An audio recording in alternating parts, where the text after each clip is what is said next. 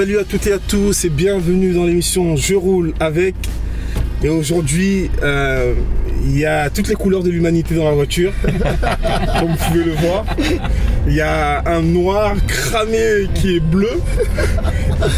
Il y a un, je sais pas, un viking. Moi, jamais Il y a un métis arabe, on sait pas trop. Et Laurent, il y a de tout dans Laurent. Très énigmatique. Je reçois pour vous Nathan Lambert, Guillaume Ben et Laurent Rupi. Salut les gars, vous allez bien?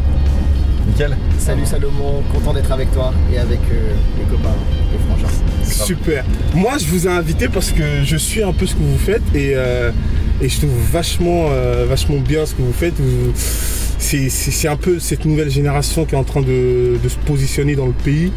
En France, nouvelle génération de ministères équilibrés qui sert le Seigneur et moi je voulais vous poser quelques questions parce que voilà, vous êtes jeunes, on est jeunes, on sert le Seigneur. Ma question elle est, après chacun répond comme il entend, mais comment on sait que on est appelé de Dieu? Vous battez pas sur ça. La première chose, je pense, c'est une conviction déjà intérieure, une conviction du cœur, une conviction de l'esprit. Ensuite, Dieu nous parle personnellement dans nos temps de communion. Dieu nous parle, il nous appelle justement. Il nous appelle à faire quelque chose, à une mission, à une tâche, vers les autres. Donc déjà, premièrement ça. Ensuite, il y a le témoignage, on va dire, extérieur, des gens qui sont aussi autour de nous. Ouais. Et la troisième chose que j'aurais pu mettre en deuxième, en fait, c'est aussi le service. Premièrement, c'est-à-dire le service. On accepte Jésus et la première chose qu'on fait, enfin une fois qu'on a reçu le Christ, c'est de se mettre au service de ceux qui ne connaissent pas le Christ et de nos frères et sœurs. Et lorsqu'on sert Dieu de tout son cœur, tout simplement, petit à petit on va découvrir des dons, des talents, des choses spécifiques qui nous sont propres. Et là on va se découvrir ce que Dieu a prédestiné pour nous. Ok, et Laurent, comment tu vois les choses? Ouais, je suis absolument d'accord avec Ben. En fait, alors je crois qu'il n'y a pas de parcours unique par rapport à l'appel de Dieu. Je crois que chaque croyant, chaque disciple de Jésus a un appel pour quelque chose. Alors ça peut être dans le cercle d'église, mais ça peut être également dans le milieu séculier, également pour être une bénédiction et être au service des autres et refléter Jésus là où il est, par exemple dans les affaires, par exemple être une super maman, par exemple voilà, dans différents domaines quoi. Ouais. Ou être un fonctionnaire qui va briller pour Jésus. Mais parce que le problème aussi c'est que tout le monde veut être évangéliste, prophète, apôtre, pasteur. Récemment j'ai vu Big Prophète. Oui, tout à fait. J'ai vu celui-là aussi. Et général apôtre. Prophète. De général apôtre, c'était ça. Et c'est intéressant ce que tu dis Laurent parce que finalement ton appel ça peut être aussi dans le monde séculier. C'est ça exactement. Alors c'est ça, c'est en cheminant avec le Seigneur, c'est comme ça qu'on découvre notre appel. Et en tout cas moi c'était mon parcours avec Dieu. C'était une conviction forte quand j'avais 14 ans. Mais ensuite tu vois j'ai parcouru avec Dieu, ce qui m'a permis de découvrir réellement mon appel en essayant plusieurs choses. Tu vois par exemple j'ai vite découvert que la louange c'était pas mon truc. Ouais. Tu vas conduire la louange. J'aime beaucoup, tu vois. Ah toi aussi. Alors j'aime beaucoup chanter, mais c'est Jésus qui prend plaisir. C'est les autres qui reconnaissent pas le ministère à ce moment-là. Ils disent non, c'est pas possible. Tu comprends? Donc en fait c'est en cheminant avec le Seigneur que les choses s'affinent. Pour moi c'est comme donc à 14 ans, si je comprends bien, à 14 ans t'as reçu cet appel, mais t'es rentré dedans quand? C'est des années après en fait, parce que ça c'est intéressant ça. C'est ça, c'est des années après. C'est à 14 ans j'ai une conviction. Je savais que je voulais prêcher. Tu vois, j'avais un appel pour apporter la parole de Dieu, la bonne nouvelle. Mais où, comment, avec qui, dans quel contexte, ça j'en savais rien du tout. Donc j'ai commencé à servir Dieu auprès des groupes étudiants, ensuite pasteur de jeunes, ensuite plutôt pasteur associé et tout. Et après, donc aujourd'hui, mon appel, c'est vraiment d'être dans le domaine de l'implantation d'église. Et donc c'était vraiment un cheminement, c'est un parcours. C'est un parcours de plusieurs années, quoi. Plusieurs années, l'appel qu'on a reçu mûrisse et qu'il soit visible des autres. C'est ça, avec un brisement et tout.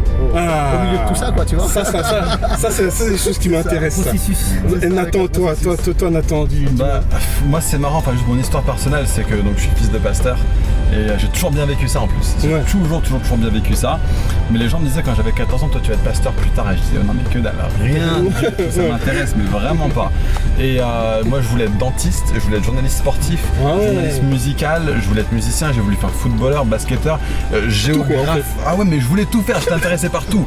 J'étais fan du Seigneur des Anneaux, je connaissais tous les livres, je connaissais tous les langages, les cartes géographiques, mais j'étais passionné de plein de trucs. Et puis à l'âge de 17 ans, c'est comme si Dieu il me met la main dessus et il me dit, toi je veux que tu serves dans l'église. Et à partir de ce moment-là, tous les autres trucs sont devenus moins intéressants. Et j'ai commencé à mettre toute cette énergie, toutes ces passions au service d'étudier la Bible, étudier la théologie, l'histoire de l'église, tout ça. Et puis je commençais à m'intéresser à ça. Et j'ai lu une fois une citation de Charles Spurgeon qui m'a vachement... Un homme de réveil. Un homme de réveil, le mec. Et ça m'a vachement parlé.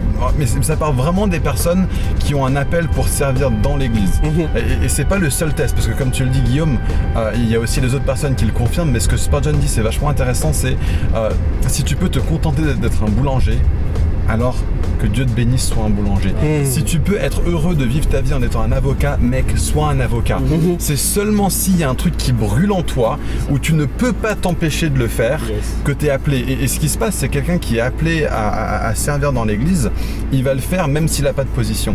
Il va le faire même s'il n'a pas de situation. Parce que c'est naturel en fait. Voilà, et c'est pas j'attends que les gens ils me reconnaissent. Non, je suis qui je suis et je sers Dieu, mais ça c'est une première phase. Et après, il y a les gens qui le reconnaissent. Donc moi j'en ai parlé à mes parents, ils m'ont dit écoute Nathan, c'est un moment qu'on attendait que tu me dises ça, parce qu'eux ils le voyaient, mais il fallait encore que je chemine, il fallait encore que je grandisse. Et puis bah voilà, comme le dit Laurent, il y a des situations parfois qui sont positives, parfois qui sont négatives, dans lesquelles tu apprends, tu grandis. Je me suis pris 2-3 claques qui je pense vraiment venaient de la part de notre bon père, qui parfois comme un bon père mais des claques nous discipline comme il le faut. Ça c'est un père robeux ça. Bah écoute, Jésus il était... Ou un père au noir, il sort la ceinture. Jésus il était pas blanc hein. Donc ouais, on discipline pas les enfants comme ça. Mais c'est ce qui est vachement intéressant, c'est que j'ai dû apprendre la soumission, j'ai dû apprendre à servir la vision d'une autre personne avant d'être libéré dans la mienne. Il y a plein de choses que je suis encore en train d'apprendre, mais il y a juste tellement de choses où Dieu il nous remet en ordre, etc. Et moi je dis même pas aujourd'hui que je suis rentré pleinement dans le ministère auquel Dieu m'a appelé. Voilà, il y a des grosses paroles, un cheminement. Mais il y a un cheminement, c'est ça. Waouh. Et juste pour revenir sur ce que tu disais, Laurent, qu'est-ce qu'on doit faire quand on reçoit l'appel de Dieu ou ce désir de servir le Seigneur? Moi je crois que c'est bien d'avoir des mentors. Des gens comme des grands frères, expérimentés, spirituels, voilà c'est ça. En fait genre le mythe là de Robinson Crusoe, le leader tout seul dans son coin, c'est juste un mythe quoi, ça n'existe pas, tu ne peux pas réussir tout seul. Et le Seigneur, c'est pas du tout le plan de Dieu. Dieu nous met en communauté, dans une communauté qui s'appelle l'Église. Et très important ça. C'est ça, c'est super important. Donc la première chose, c'est d'être connecté à des grands frères, des grandes sœurs dans le cadre d'une église locale, de servir dans son église locale et voilà, de s'investir à fond. Souvent on me demande moi je voudrais tout de suite aller faire une école biblique, je sais pas trop où et tout. Je dis bah la première chose c'est que tu commences par lire ta Bible, et est-ce que tu peux étudier la Bible par toi-même. Moi j'ai passé des étés à juste faire des résumés, faire des études de texte, des épîtres. Tu vois, et en fait ça me sert toujours. Moi j'allais commencer en disant ça, c'est montre-toi fidèle dans les petites choses et t'en accorderas de plus grandes. Parce que justement notre génération elle est, c'est la génération micro-ondes, c'est-à-dire que on a reçu quelque chose, le lendemain on est évangéliste, apôtre, prophète, et avec les réseaux sociaux, il faut bien l'avouer, ça aide pas aussi, parce que tu peux faire une petite vidéo, les gens ils like, le lendemain, je sais pas Guillaume, qu'est-ce que tu penses? Il faut se dire, non, Facebook, Instagram, c'est pas le ministère. Toi t'es cash toi. Non, faut le dire, Facebook, Instagram, ce n'est pas le ministère, ce n'est qu'un outil. Ça, faut bien lui dire clairement. L'important c'est quoi? C'est de ramener des personnes au Seigneur ou édifier le corps de Christ et de construire le corps de Christ. Donc c'est ça. Donc la première chose qu'il faut faire quand on sent l'appel au ministère, peu importe le ministère, peu importe la place que le Seigneur nous demande de prendre, c'est tout simplement de se préparer. Et comment on se prépare justement? Déjà, il y a eu un élément de réponse avec Laurent déjà, auprès de quelqu'un. Donc le discipulat. Le discipulat, apprendre à suivre. Si je ne sais pas suivre quelqu'un, comment je vais faire pour suivre le Seigneur? Si déjà entendre, obéir à la voix de quelqu'un, tu n'y arrives pas, comment tu vas obéir à la voix du Seigneur? Donc moi je pense déjà apprendre à suivre, apprendre à obéir, apprendre à se soumettre, l'humilité. Ouais. Et tout simplement rentrer dans un temps de préparation, apprendre à avoir des victoires avec le Seigneur, à faire des choses pour le Seigneur et faire avancer le royaume de Dieu progressivement, étape par étape. Et ne pas se lancer dans du tout de suite, quoi. Ouais. Ouais. En fait, juste pour rebondir, je crois qu'il y a une confusion dans notre génération entre l'attention et la faveur. On peut vite avoir l'attention avec les réseaux sociaux. Ça m'intéresse ça. C'est-à-dire que ouais, tu peux rapidement, si tu sais bien te servir des réseaux sociaux, et j'ai rien contre les réseaux sociaux. Tu peux être un bon communicant. C'est ça. Et moi je me sers des réseaux sociaux, j'ai aucun problème avec ça. Mais en fait, ça, tu peux vite avoir de l'attention des hommes, des êtres humains, quoi. Mais ça, c'est pas la faveur de Dieu. Et sauf parce que cette attention, elle peut disparaître à tout moment. Ouais. Mais par exemple, si ton compte est fermé ou privé, le ministère, il n'y a plus de ministère. Exactement. Et la faveur de Dieu, c'est autre chose. C'est la main de l'Éternel qui est sur quelqu'un. Yes. Et je crois qu'il faut accepter les temps où Dieu nous tient cachés. Comme avec David, pendant longtemps, Dieu l'a tenu caché. Jusqu'à ce que Dieu ait voulu à un moment que David devienne un ministère public, entre guillemets, Dieu l'a sorti de son rôle de berger et tout. Mais c'est pas lui qui a cherché à le faire. Ça a mis du temps. C'est ça. Parce qu'il était loin à 16 ans, mais il est monté au trône à 30 ans. Exactement. Il y a eu un temps de brisement, de travail, de préparation. Il a vécu c'est pareil, Moïse c'est pareil, Jérémie c'est pareil, Daniel c'est pareil. Enfin, tu les regardes tous. Même Pierre, c'était relativement rapide, c'était 3 ans. Mais c'était 3 ans avec le Seigneur, c'était pas tendre comme processus. Ouais. Quand t'entends le Seigneur l'Éternel des armées célestes qui te dit arrière de moi Satan, ça c'est chaud comme formation. Ouais.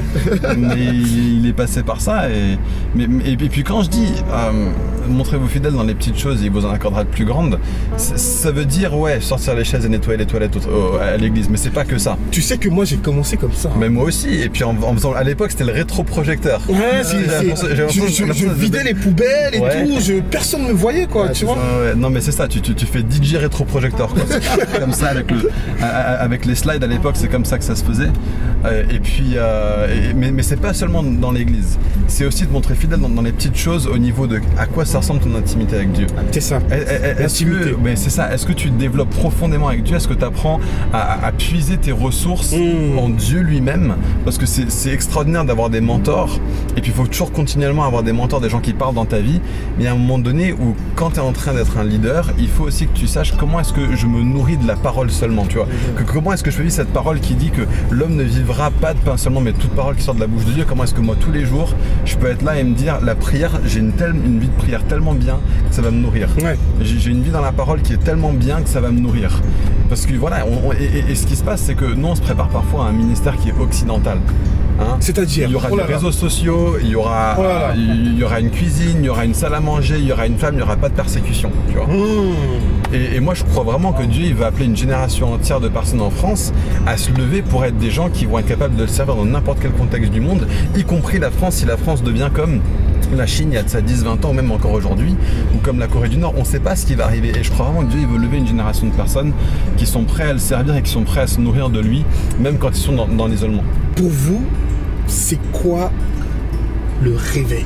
Parce que visiblement vous êtes des personnes qui ont un cœur pour le réveil. Alors comment vous pouvez caractériser c'est quoi le réveil? Voilà. Déjà, moi je crois que le réveil c'est le réveil d'un individu. C'est passer d'un état d'inconscience à un état de conscience. Avant j'étais endormi. Mes yeux s'ouvrent, ma conscience s'éveille et là je suis réveillé. Je suis réveillé à quoi? Je suis réveillé au cœur de Dieu, à la volonté de Dieu, à la vie de Dieu et dans là où je suis, l'environnement qui m'entoure et qu'est-ce que Dieu veut.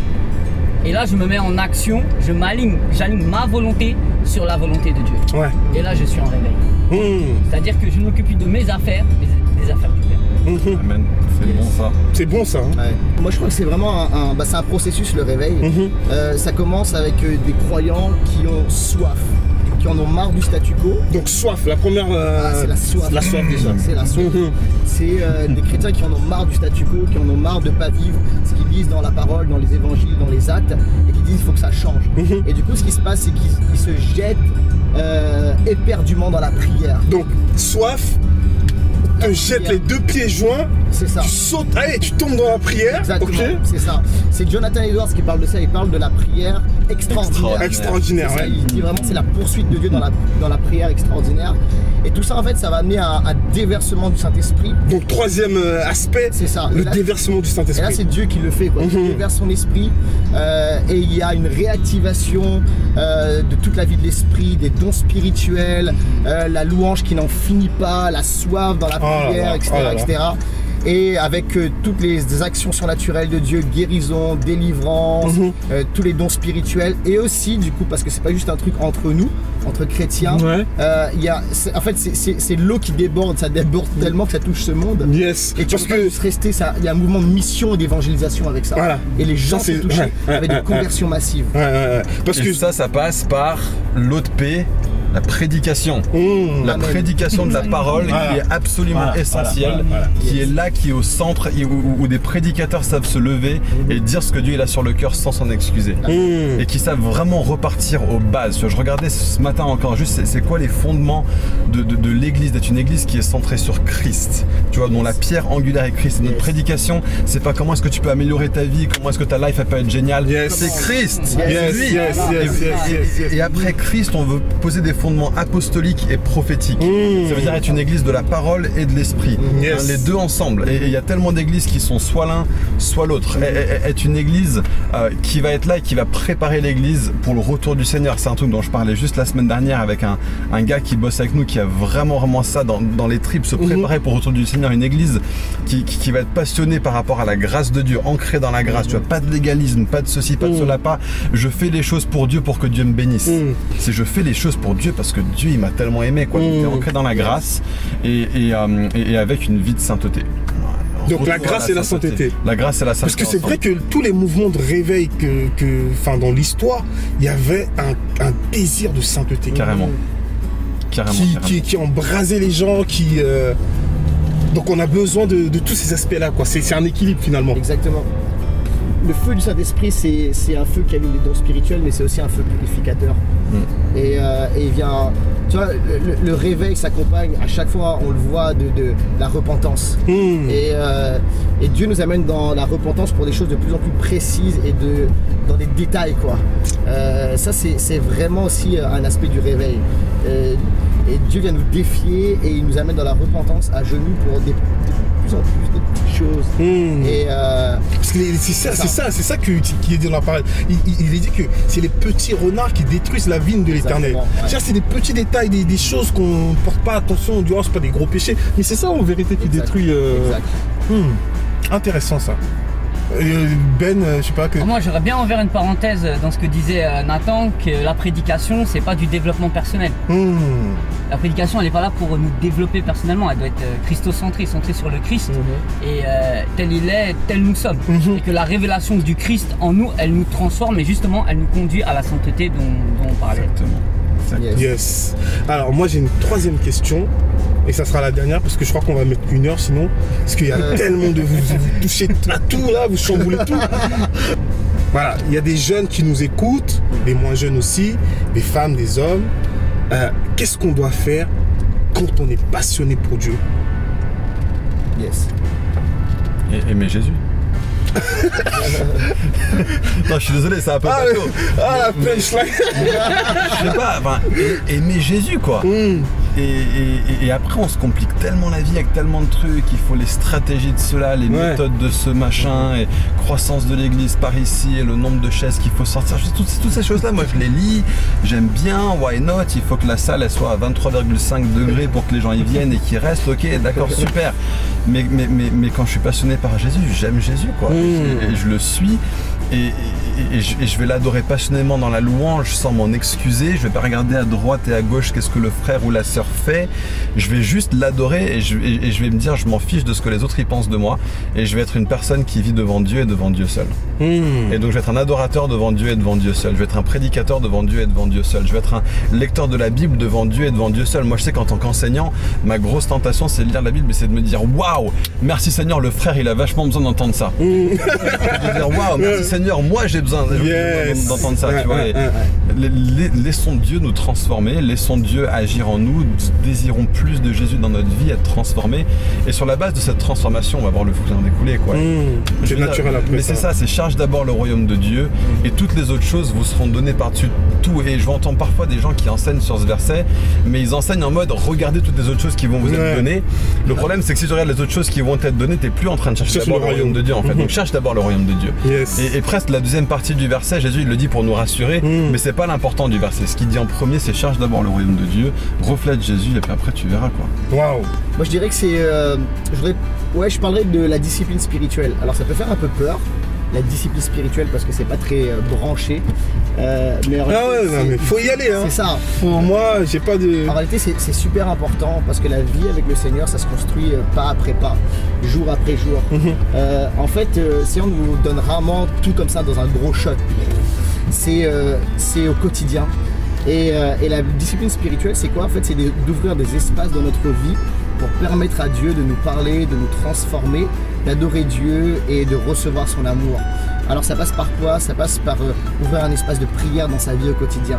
Ouvrir un espace où on ouvre les Écritures, la parole de Dieu, et on laisse ces Écritures devenir vivantes en nous et parole de Dieu en nous et nous transformer. C'est ouvrir des espaces pour le silence, la méditation, écouter la voix de Dieu. La solitude aussi, il y a des moments aussi comme ça où c'est pas l'isolement, c'est différent de l'isolement. L'isolement, c'est être coupé du corps de Christ, c'est pas bon, mais ouvrir des espaces dans sa journée ou dans sa semaine. Prendre des temps à part avec le Seigneur, comme Jésus faisait en fait avec son Père. Des fois les disciples cherchaient, ils disaient où est-ce qu'il est Jésus? Il y a dans tel village, les gens l'attendent pour faire des guérisons et des miracles. Et Jésus en fait, il n'était pas là où les gens le cherchaient. Il était dans cette sainte habitude avec son Père, dans la communion pour recevoir de Dieu. Et je crois que ça c'est une clé fondamentale, les saintes habitudes, la sainte discipline. Et en ce qui concerne la jeunesse, donc moi je pense qu'il faut se rapprocher des anciens, de ceux qui nous sont devancés. Il faut pas briser ce lien intergénérationnel. Il dit je ramènerai le cœur des fils vers les pères, le cœur des pères vers les fils. Donc la première chose, si je suis jeune, numéro 1, je me rapproche de ceux des grands frères dans le Seigneur, des grandes sœurs dans le Seigneur. Très important. Je me rapproche et j'apprends et j'écoute et je télécharge la sagesse. Disons, je télécharge la révélation, l'expérience et je vais gagner du temps. Je vais gagner du temps, je vais éviter des erreurs, je vais éviter plein de choses en prenant cette sagesse, cette compréhension que l'on acquise et des fois par le biais d'épreuves, de difficultés, etc. C'est vrai. Et la deuxième chose que je pourrais dire, c'est ne pas éteindre l'esprit. Si tu es jeune, tu as un zèle, tu as un feu qui t'anime, il ne faut pas éteindre ça. Une flamme plus une flamme, ça fait un brasier. Donc il ne faut surtout pas éteindre l'esprit et au contraire ajouter du feu, ajouter du bois au feu pour que ça devienne encore plus grand. Il ne faut pas éteindre la passion. Excellent. Surtout pas éteindre la passion. Yes. Juste pour terminer, s'il y a des personnes qui souhaitent vous rentrer en contact avec vous, Facebook, quels sont vos Facebook? Il y a des sites, les adresses de vos églises éventuellement. Nathan? Alors nous on est dans une église qui s'appelle Fireplace, on est en train de l'implanter. Vous pouvez soit contactez-moi en fait, nathan@églisefireplace.com. Voilà. Et puis sinon sur Facebook, facebook.com/Nathan Lambert. Ok. Guillaume? Facebook, Guillaume Ben. Instagram également, Guillaume Ben. Sinon il y a les deux pages. Donc la page de l'église c'est Metanoia Family et également la page du ministère France Réveille-toi. Laurent? Alors vous pouvez nous retrouver donc l'église Impulsion sur notre site internet www.égliseimpulsion.com. Église Impulsion également, on est sur les réseaux sociaux Facebook, Instagram et Twitter. Et sinon vous pouvez me retrouver également si vous voulez être ami avec moi sur Facebook. Et le follow, Laurent. Et voilà. Sur ces belles paroles d'encouragement et d'édification, nous disons à bientôt. Merci beaucoup pour votre fidélité et que Dieu vous bénisse. Ciao. Salut. Cool. Bon super. Trop bien. On est un. Ouais, c'est bon, tu peux.